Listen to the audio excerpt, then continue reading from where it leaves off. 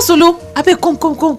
Wetin be this cholera wey dey talk? Na so me sef hear am o. I hear say Lagos state government talk say no be only vomit o. Even if you dey go toilet wey dey call diarrhea, that one sef na another symptom o. So aside from vomiting, if you dey go toilet and if you get fever, your body dey hot, na wetin Lagos state government talk o say be the symptoms o. Make me sef just go ask my children whether dem sef dey get headache or whether dem get body temperature. Make me sef carry dem go hospital. Abeg o, no use cholera play o. See make sure say the water wey you drink e dey clean. Your environment, you clean am well. Abeg, try to wash your hand anytime when you use your toilet and before you chop. Clean your hand well o. This message na from Mainland 98.3 FM. Cholera disease e real o.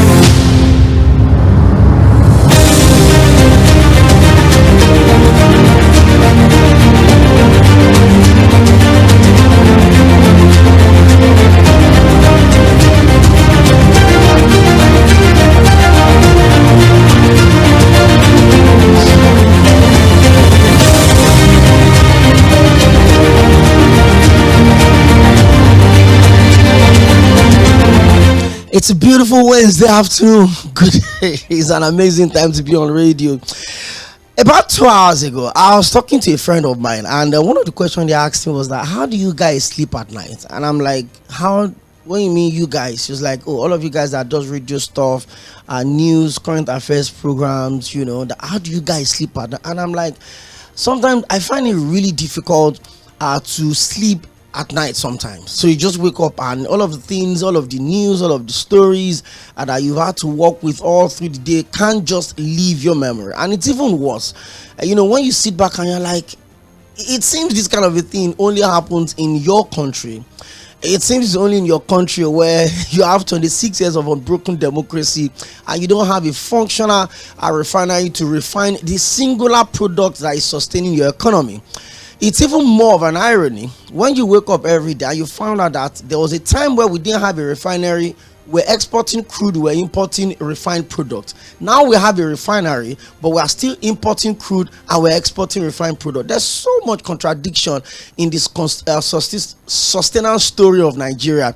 And you keep asking yourself, the people that swore to protect us, the people that said, hey, give us your mandates, we'll protect your lives and your properties, we'll hold on to the tenet of the Constitution that says the principal responsibility of every government of every level is the protection of lives and properties of those people. How did they sleep at night? I remember during the last administration of former President Muhammadu Buhari, I used to have these like, okay, if I had to choose three Nigerian leaders that I would like to have a one-on-one session with, no hold bar, just let me have, I would ask Buhari that, how does he sleep at night? That was under the last administration.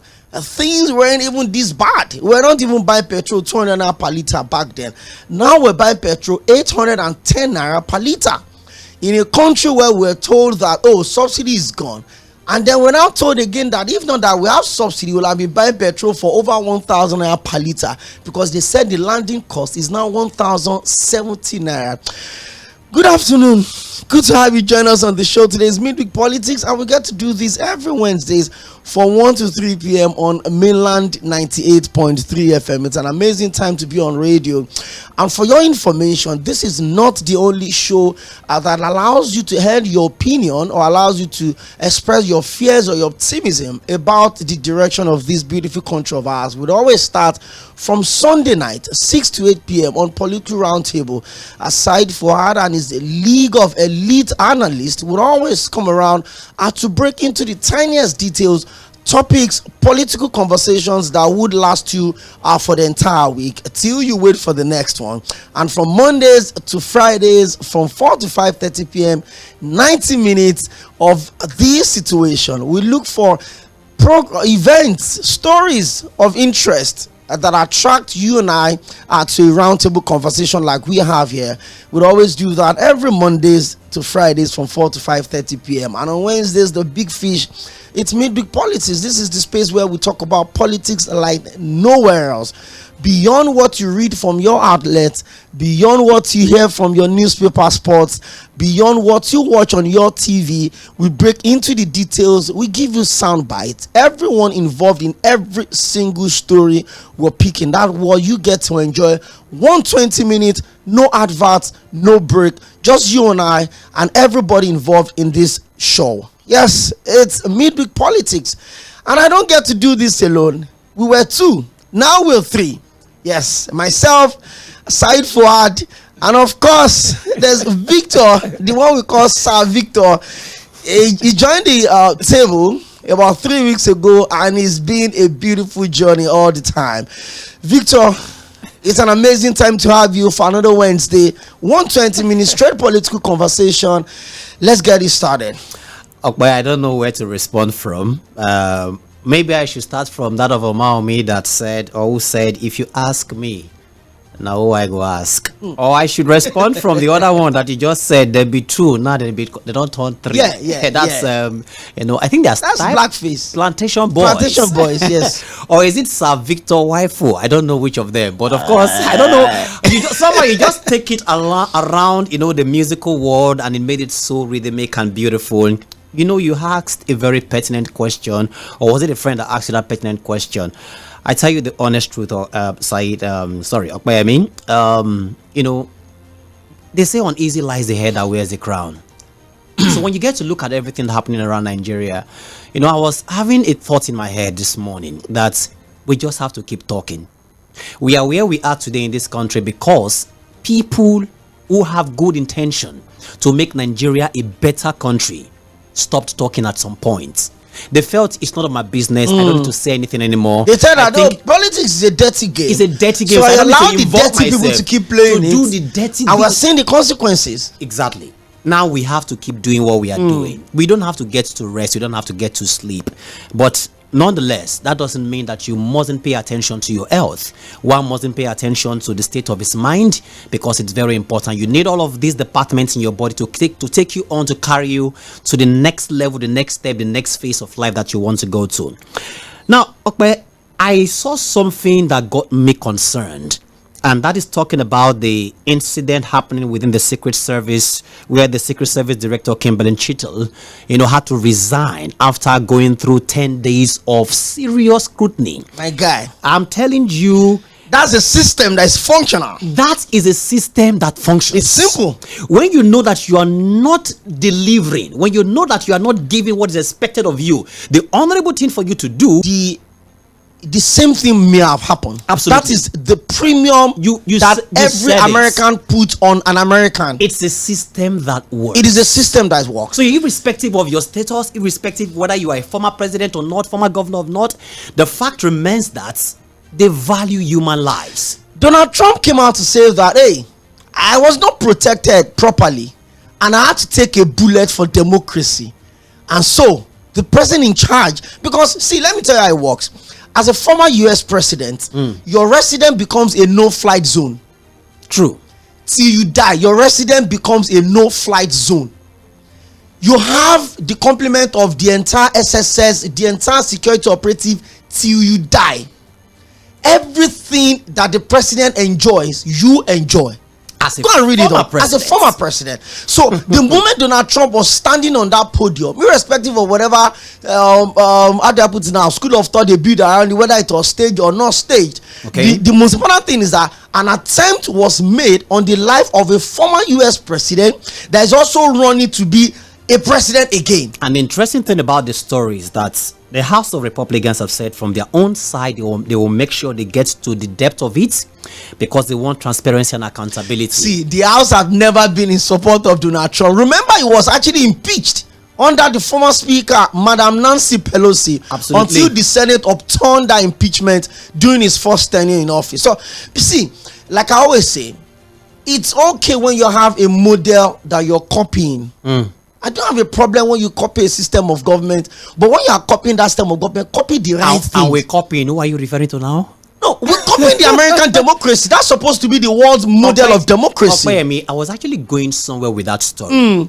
Do you know sometimes last year, if you remember very well, it happened in Tundubiri, Kaduna State. It's a very small community in Kaduna State where an helicopter mistakenly dropped a bomb on people who were celebrating the Maulud celebration, Islamic religious worshippers. Now, hundreds of persons died because according to the count, some persons who were injured were still dying. By meeting dates, we have not heard that someone from the DHQ resigned. We have not heard that one officer who was supposed to be on intelligence matter as regards whether those people were terrorists or not, or if something technically happened to the helicopter, resigned. I mean, we may say that yes, we've not heard of any particular political or minister resign, but I remember a certain time or a particular time where the former Minister of Finance Kemi Adeosun it wasn't even a voluntary resignation. Whether pressure or no pressure, she resigned. I think it was a case of that would have been the best thing after all. Exactly. Probably that was what the suspended Minister of Humanitarian Affairs and Disaster Management should have done. It was established that the former Minister of Finance, and she was a former Commissioner for Finance in Ogun State, by the way, and that particular thing was not detected. That she didn't go for NYSC and she did not present an exemption letter. So it was it was basically about you have to walk away. Probably in this part of the world, we find public office as a means to an end. Kemi Adeosun is doing well for herself. Absolutely. She's a global brand. Absolutely. A phenomenal human being. And so whatever happens in that phase of her life is over. But because in this part of the world, that is why you see a governor that is bedridden. Remember the Suntai, the former governor of Taraba State, that had a plane crash, and he was acting in capacity as a governor for 2 years, and he could barely breathe. So we have leaders in this part of the world that they want to die in office. They want to be in that office and they're not ready to take a little step back to say, hey, can we have fresh ideas? There are leaders in Africa that have been president for 31 years or for 32 years. How many years did Mugabe spend as Zimbabwe president till the eventuality happened? So we don't have the idea of, oh, let's step back, let new breed come into the system. We have members of National Assembly, Victor, that have been there since 2003. How long has this former Senate president under the last administration, Ahmed Lawan, how long has he been in the National Assembly?